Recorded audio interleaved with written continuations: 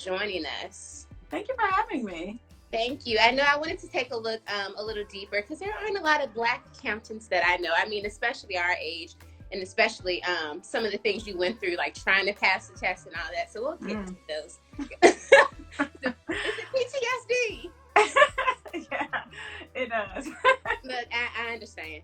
I understand. School ain't no joke. And I mean, I'm not even a math person, so I'm going to leave. Like I always said to you, I'm leaving the math to you. That is a big misconception. I still don't feel like 1, 2, 3 is next. Like, I be struggling with math too. So, yeah, I'm not as math savvy as one might think. I mean, look, you're an accountant, so that speaks for itself, in my opinion. Something Thank that I you. just still couldn't do. But either way, we're going to hop right into it. So your name, business, and your social media handles. So my name is Courtney Arrington, and my social media handle on Instagram is Courtney Arrington _. And then everything else is TAS Blog 1, The Accounting Struggle. On YouTube, I'm The Accounting Struggle. You can find that in my bio. So right now I work full-time as a CPA for Genworth, which is an insurance company. I work in their investments accounting group, but I also do bookkeeping and tax services on the side. That's something that I'll be opening up to take clients in the summer. This summer I'll start. But that's something that I started like November. Mm-hmm. So I've been doing that, and that's called Arrington Solutions.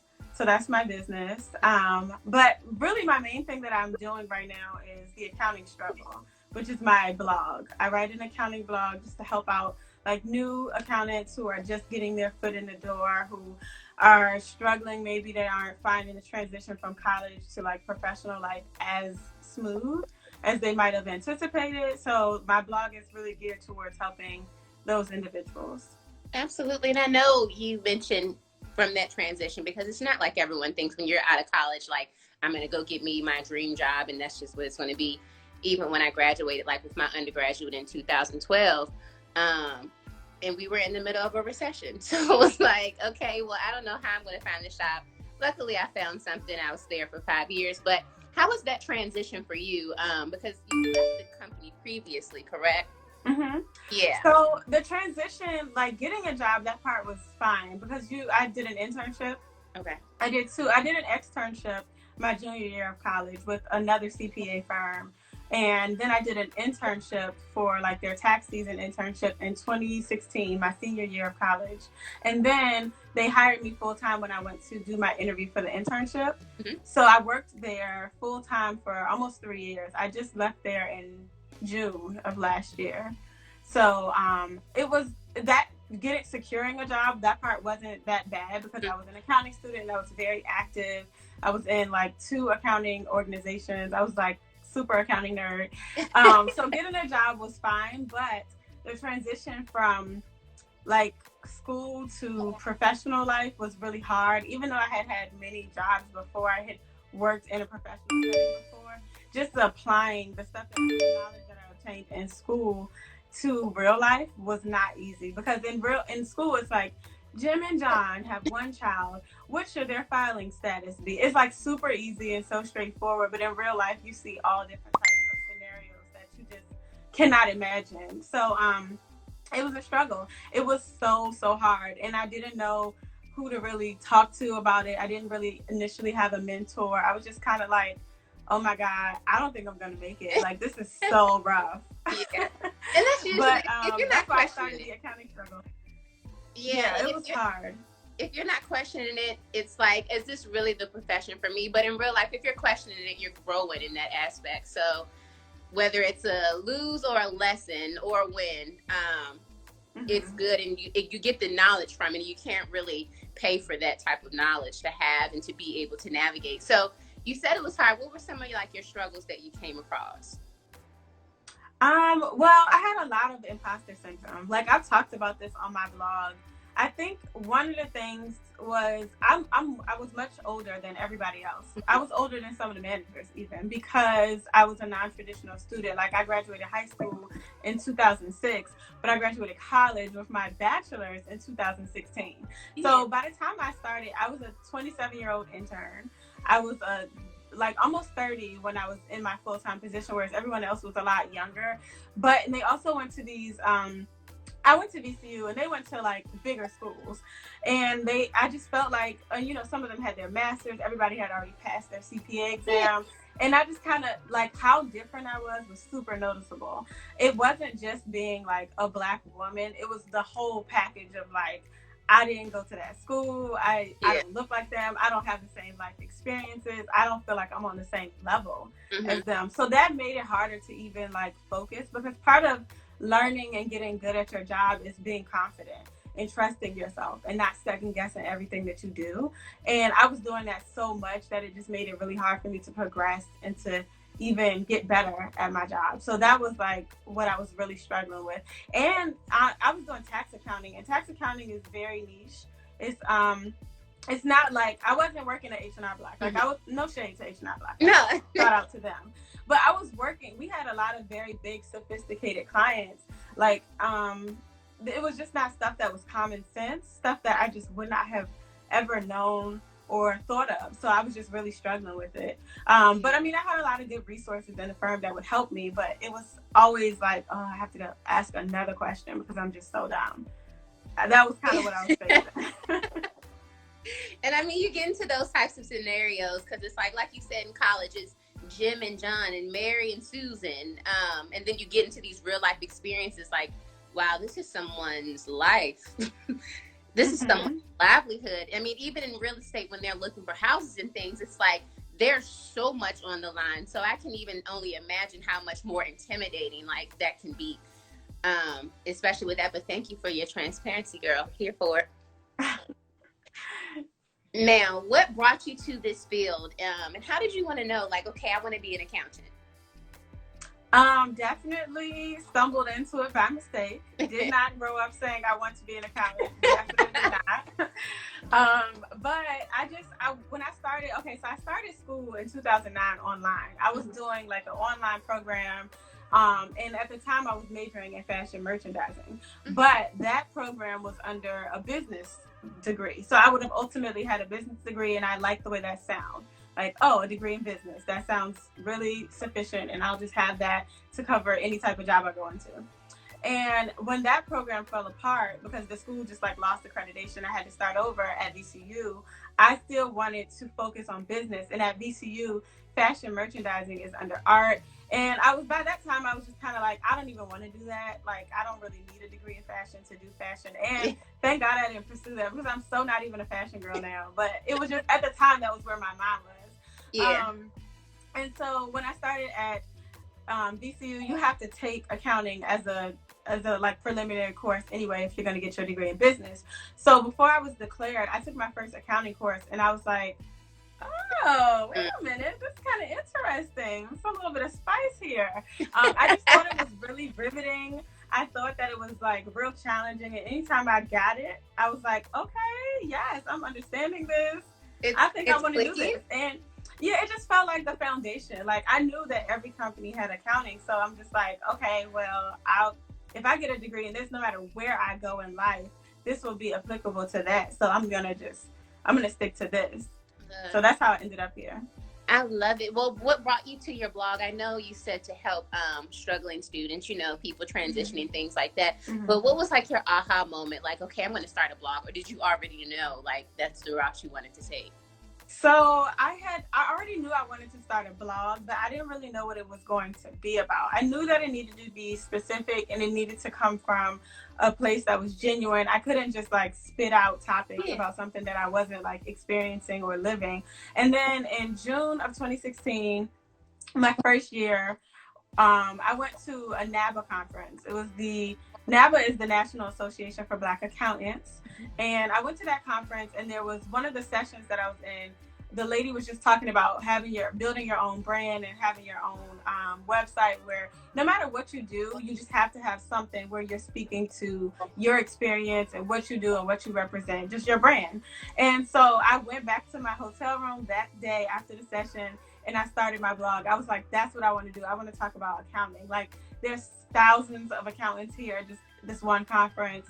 And I know that I can't be the only person who's experiencing this type of difficulty. So I'm going to talk about that and see who else I can reach. And it just kind of went from there. And do you get a good like response from that? Do you get questions and things like that? Overwhelming, yes. I get a lot of questions, good questions, a ton of feedback. I'm much more active with it now that I have a more like steady schedule. But even before when I started it, I get people reaching out to me all the time. I've made friends from it who I wouldn't have known before. People on my YouTube comments, people literally all over the world reading this blog. It's not like super popping. I'm not going to try to make it sound like my streaming numbers are like that. But literally all different countries are reading it. And it's just shocking to me. Like when I see somebody in Beijing or something is reading my blog, I'm like, how did you get here? So yeah, it's good. I mean, people are definitely finding it useful information. So I'm happy with that. Look, I love it. All right. Now, if you're not working, what would be a typical day for you? Hobbies, guilty pleasures, pre-quarantine? Because I mean, these days it's kind of selective what we can do, but pre-quarantine. I'm always working, but no, realistically, I do work a lot. But when I'm not working, pre-quarantine and after that, because I'm just a homebody. I've never really been in the streets, so to speak. But I usually, like on my Saturdays, I'll usually start working out in the morning. Then I have some errands I'll have to run. So I just do boring stuff like go to the grocery store, go to my P.O. box. This sounds fun. Stuff like that. Yeah. And then I do a lot of like webinars and seminars, just always pouring into myself, whatever free information, or sometimes I pay for it too, just depending on what it is. But anything that I think can like add a skill or build to something that I'm going to be able to use going forward, I'm all about that. And then spending time with family and friends. Y'all know I have a gang of sisters, so I love to spend time with my family. But like guilty pleasure, like fun stuff, I like to do nothing. That's my favorite thing to do. Literally nothing. Like sit and waste good, valuable time. Just like sit there, scroll on my phone, be on YouTube, be on Pinterest, and waste time. That's like my favorite pastime. What are your favorite things to watch on YouTube? Because I mean, I can get lost in YouTube for hours. Oh my God, I love YouTube. God, I love YouTube. So I watch, okay, I have moods, but a lot of times I'll watch like instructional stuff if I'm really trying to be like productive. But if I'm not, and I just like to waste time, I like to watch people who do videos about like small business, like Erin on Demand. I don't know if you know who that is, but she's amazing. I love her channel. I love to watch people who do videos about just like their day in the life, like vlogs and stuff like that.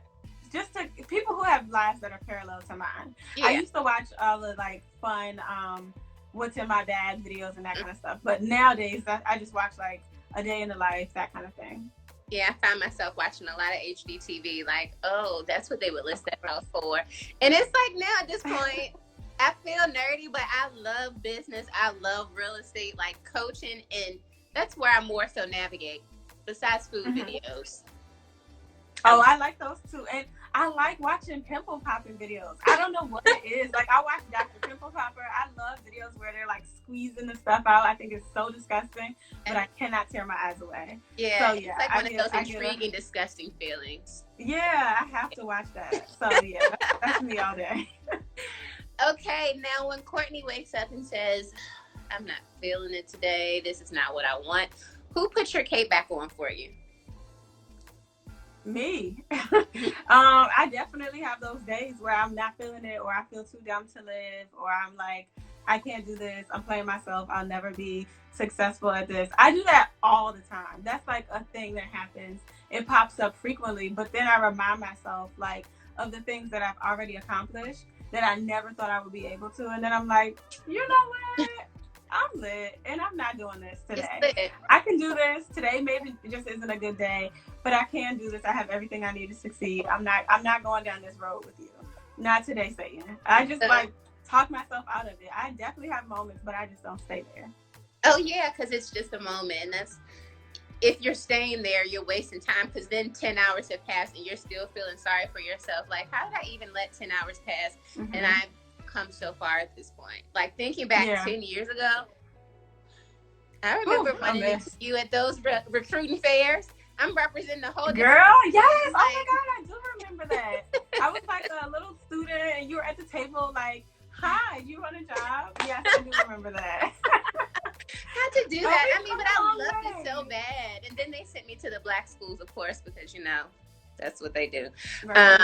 Representation. And I'm saying this is not a clear representation, but I love the company. Like, they paid for my master's. Yes, it was a good time. But just thinking back to that time, it's like, wow, I actually have my degree. So tell me about your test experience. I know, like, I've read your blog, and like I see, your videos, your vlogs and all that, and I'm reposting and all that good stuff. But tell us about the struggle when you were trying to pass those tests. Yeah. So basically, the CPA exam is 4 parts. And it used to be, when I was taking it, you had to pass all 4 sections within 18 months. And each section, it's like 4-hour exam. It's very, very difficult. But each section covers a different topic in accounting. And when you don't pass all 4 within that window, you have to start over. So I took 2 sections before I started working full time. Like right after I graduated, the next week I started studying. And I passed the first 2 sections on the first try. It was like not easy, but I studied all day. That was my full-time job because it was the summer. Yeah. And then when my job started in the fall, I was working so much and trying to get acclimated. Like I never really could put the time in studying that I needed to, because it's not something you just like skim on the weekends. Like it's a real serious exam. It has a less than 50% pass rate. Most people fail. This is intimidating listening to. Yeah, it's really hard. So when I went to take the next section, I failed it.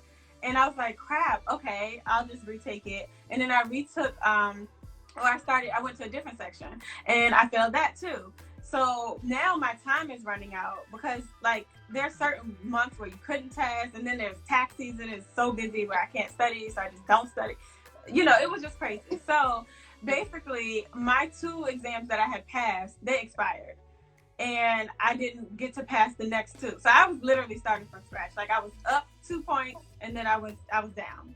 So basically I had to start from scratch. And I started over, and altogether I failed like 6 times. Mm-hmm. So it was just really frustrating because I sat 12 times for an exam that's only 4 sections. But I felt like, okay, I was a great student. I graduated with honors. Like, I know how to do accounting. I work in accounting. Why is this so hard? Like, I'm putting in so much effort. I don't go out on the weekends. People never saw me. My sisters still get together without me to this day because they just are so used to me studying and not being able to come. So I don't know. Like, I didn't understand. I was so frustrated. But I knew that stopping and giving up was never an option. Like, that was not an option. It was a very expensive exam. I had already put in so much effort. I wasn't going to quit. And I wasn't cool with the idea of being like, oh, like 10 years down the line, I'm talking to some CPA and they're like, I'm a CPA. And I'm like, I was almost a CPA. I just couldn't, like, no, that was not going to be me. I was like, no, I'm not doing that. So I just kept going forward with it because I felt like I could overcome it. If I could graduate and get this degree that I didn't think I could get, I can do this exam. I just have to focus and keep going and never quit. So I realized, like, I'm just going to die trying because I'm never going to stop trying. And then as soon as I had that right mindset, I just kept going with it and I passed all 4. But it took a really long time and a lot of money. Look, how much are those tests? So it is $208.60 per section. You have to pay a $20 fee to the state board to reapply. So every time you take it, you're paying $228.60. And in the beginning, I think I paid like, I don't know, $150 just to apply. It's crazy. It's very expensive. And you have to pay for, once you become a CPA, you get your license, you do have to pay for your continuing professional education courses. But I mean, if you have a job that pays for it, then, that's different. So fortunately, I don't pay for that. But still, it's not cheap. Yeah, being in those types of fields. And I mean, I thought I was upset. Very similar story. I didn't pass my real estate, the second portion, until the 5th time. So that was like $60 every single time. I kept missing it by 1 question. But if I would have had 4, 2, I don't have that. Yeah. But it's then stressful. You have it because now I'm already disvested in it. I got to pass this test. So Yes.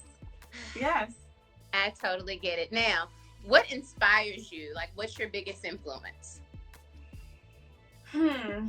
I mean, that's tough. I'm inspired by a lot of things. I'm inspired by people and their stories of just triumphs, like overcoming stuff. Mm-hmm. And I mean, I have different influences, but I listen to certain songs and I get inspired. I'm just inspired by people who had a lot to overcome and they did it. Anytime I see that type of story, it doesn't mean that people who have it easy don't deserve their success. I just can't relate to it. So I don't, like, that's not my ministry. Like, I don't connect to that story. But when I see somebody who, like, had all the odds against them and they still succeeded, that inspires me. Because then I'm like, I know I can do it because they did it. Look, I'm inspired now. Now, what is your why? What's your motivating force?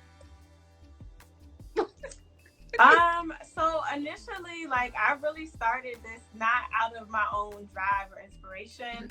It was more so like a survival tactic. I grew up with like not much of anything. Like, I needed to work and I needed to have a job and I needed to be successful. That was something that I had to do because there was no like, I'm gonna fall back on this plan or I can get help from these people plan. That just wasn't a thing ever. So I've always worked hard. Even like I've been working since high school. I worked full time. My senior year in high school, I was working 40 hours a week. That's just always been my thing. And it wasn't even like I want to be successful thing because I want to, because it sounds good. It was more like, I have to do this because what else am I going to do? Who else is going to like save me? So that was like always my driving force is like, I have to make it happen for myself, no matter what. I know you were in cosmetology, so did you ever like explore that for like an I did. I mean, I did it more of like as a side hustle. Now I'm completely lost. Like, the game has changed. I don't know how to do wigs and stuff. I was like a sew-in with a needle and thread type of girl. But yeah, and in braids and stuff. I did that throughout my teenage years and throughout my early 20s, but I sound so old. But I never really wanted to be. I worked in a salon when I was like 15, so I was pulling 12, 13-hour shifts in a salon in the summertime, like as a youngin'. But it's not something that I wanted to do for my full-time career. It's hard. It's hard work. You're standing up all day. That's a lot. And yeah, no, I never want to do that. But shout out to all the beauty people. I can't wait to see y'all again. Oh, I miss that. I miss the posts. I miss the pictures. Like, I can't, I try to work out. When they take the only that thing that I miss, they go like that. Yeah, and they like zhuzh it up. I love that. I miss that. Really, the only thing that I miss outside is the gym. That's the only thing that's killing me. Like, I really wish you were open. I love you so bad. I would have visited more. And I mean, I don't even think I could have visited more because I already you couldn't have. You went every day. You were always there. I dream about it, Courtney. I dream about it. I miss it been hard. So bad. It is hard. Yes. Like, with everything being closed, it's getting real ratchet out here. It is. I'm down to like my last 10 eyelashes, so it's bad. Like, it's hard. I was soaking my Dell manicure off yesterday. It had grown out to like right here, but luckily it was like nude, so you couldn't really see it on videos. Like, it was quick. But yeah, it's getting real. It's getting real. But yeah, I do miss the gym, and I miss that little fluff bang thing. But that's it. Because the cookers, they can still be in the kitchen. Yeah. Now, definitely. If you weren't in this field, like, what was your dream growing up? Okay, I want to do this when I get older. I was all over the place. I thought I wanted to do so many different things. It kind of always came down to like service of some sort. Like, at one point, I wanted to be, I don't know, like in the industry, the fashion industry. I wanted to be in the beauty industry. When I was little, that was kind of my thing. But as I got older and I started to do things and get into certain jobs, I was like, ooh, I don't like this. But when I got a taste of like corporate America, I kind of wanted to keep working up. I never really saw myself as like a CEO, but I kind of wanted to keep working my way up. And then once I got a real corporate job, I was like, yeah, no, I don't want to do this forever. Not like, I mean, I work in a corporation now, so that's not what I'm not saying. Like, I hate that part. I get this. Being like the CEO of that, no, thank you. I want to be an entrepreneur. I've always had entrepreneurial ways, even though I didn't realize it. I was booked and busy at like 13 years old, like literally booking appointments for people to come get their like nails and stuff done at the apartment. So I've always had that part of me, but I was literally all over the place. There were so many different things I thought I wanted to do. Yeah. I mean, sometimes it doesn't come to you. You are fabulous. Yeah. And I mean, you did the red lipstick. I mean, I felt like I was going to do that. And I'm like, I'm not going to do that because I'm going to have to wipe it off. And really, I'm down to like my last makeup thing. I don't have, I'm I have to struggle. Yeah, I'm already struggling. Okay. This is all I got. I got you are your third trimester. You're good. Oh, you don't have to do anything extra. Thank you. Because, I mean, even this interview, it's like, okay, well, I have to get ready. And getting ready is merely just showering and brushing this hair up in a bun and putting some mascara on. And I'm saying, okay, pep talk. That's enough. That's all I got. So maybe one of these interviews later down the line, I'm going to have like nice flowy hair, roller wrap or something. But this is what you're going to get for right now today. So look, y'all, you're always so sweet to me. And I say Courtney is the spiciest CPA in person I've ever met in life. And I'm thankful for it. Now, we all have our social media and business handles. But what would your friends and family say about you that we may not know? I don't know if you don't know it. I'm so like a transparent person that I don't know how to tone certain things down. Although I do turn down my ratchet side for like when I'm front facing, yes, you know, the world. I do turn that down. But put on the right, you know, Future song in the club and I'm gonna act a fool. So, you know, I do have a ratchet side. I don't know if that's something that's not obvious or if it is. I don't know. It just depends. But I will say I have this bad habit, or I've worked on it a lot. I've grown a lot. But I have this bad habit of like being the bougie one amongst my family. Like my sisters call me Terry, like Terry from Soul Food. They've always kind of dubbed me, and I don't say bougie in the like cute, like my girl is bad and bougie song way. I mean bougie like you're so judgmental, you think you're so much better than us. Like that's kind of the perception amongst my family and friends. Tierra said Terry. That is something I've worked on a lot though. So, you know, I'm just being honest. That is what people would say. I love the transparency, and you need that honesty. It's to say that I'm working on it. Like, we evolve. But that's it's funny. And I saw that on your birthday when you were posting, and I said, oh my gosh, this is the most funniest thing I've seen all day. Let me see, because I can't really go into detail. Like, our DMs, they get kind of funny, and you just never know what you're going to expect from either one of us. So I'm saying this is the handle to let people into those lives that we have a little bit. Because you mentioned Future, and I'm saying when it comes on, I'm rapping all of the words.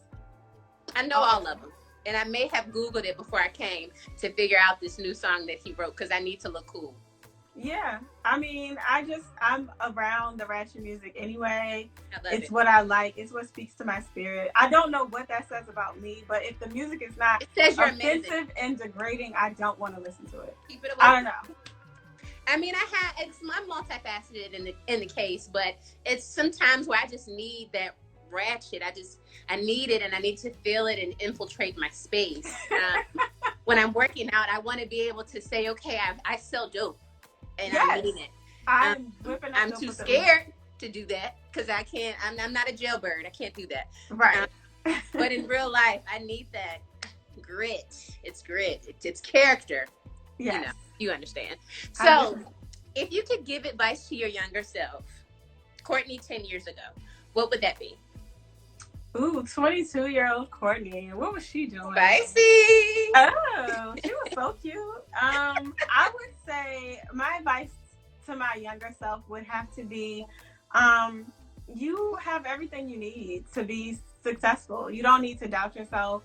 You don't need to second guess yourself. You're not supposed to be like anyone else. You're supposed to be you. So your uniqueness is fine. That's your thing. Your story, that's your thing. You don't need to come from where other people come from. Like, everything about you and how you are right now is fine. And you have everything you need to be successful and to do whatever it is you're trying to do. So just go forth and prosper. Oh, that's beautiful. I can't wait to replay this. I think that might be your highlight. If you could give advice to the other young women, not necessarily women, people that want to be in this field, or entrepreneurs in general, bloggers, what would that advice be? So to people who want to be in accounting, I think it's a phenomenal field to join. The job security in accounting is like real secure. It's up there because, every company has an accounting. We'll always have taxes. Always taxes. There's so many things to do in accounting. If you don't like one subject, there's a million other to try. So I definitely encourage people to get into it. But just know that it is hard work. It's not a 9-to-5 type of career. You will never have that type of job working in accounting. You will work very hard. You'll be frustrated at times, but it's totally worth it. You'll have a skill set that is, it's very refined, and I think that you'll always have success in accounting if you just put forth the effort. So I would encourage people to get into it. My advice would be to them is to learn as much as you can and never stop learning, because accounting is rapidly changing. It's always changing. So in order to keep up with it, just continue to learn and continue to pour into yourself. Look, you've already had these questions written down or something, because they're. Do you write for Beyonce? Come on, Courtney. I wish. Are you cheating? Because I know I sent you the questions, but you couldn't have had all those words. But in real life, thank you. This has been amazing. Your transparency is admirable. Just your journey in general. I know accounting isn't easy. Anything in business, anything entrepreneurial, anything accounting or whatever field, it's going to be a learning curve. And it's it's the stories of struggle that help people make the informed decisions. Is this for me?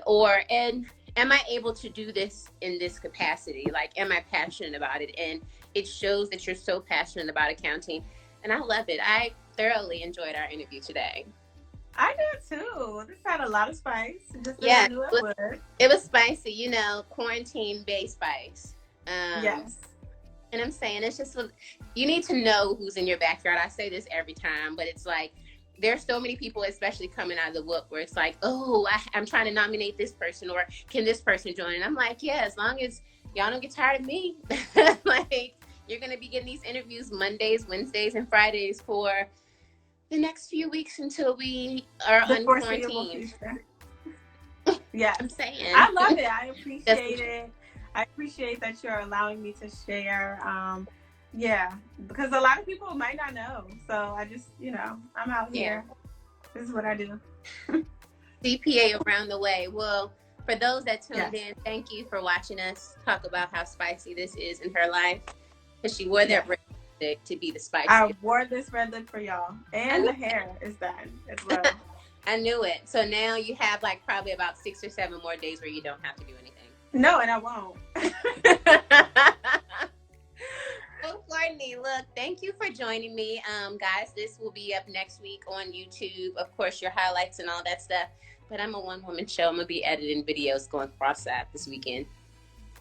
Okay. Good luck with that. God bless. Yes. Thank you. Thank you so much for everyone who tuned in. Chelsea and I are famous now. So, this is the new quarantine radio. The new quarantine radio. Watch out, Tory Lanez. Yes. EW. And we're safe. We're 6 feet apart. Yes. So thank you so much. I appreciate you, Chelsea. Yes. Thank you. I will see you guys later, and I'll talk to you soon, Courtney. Bye. Okay. Bye.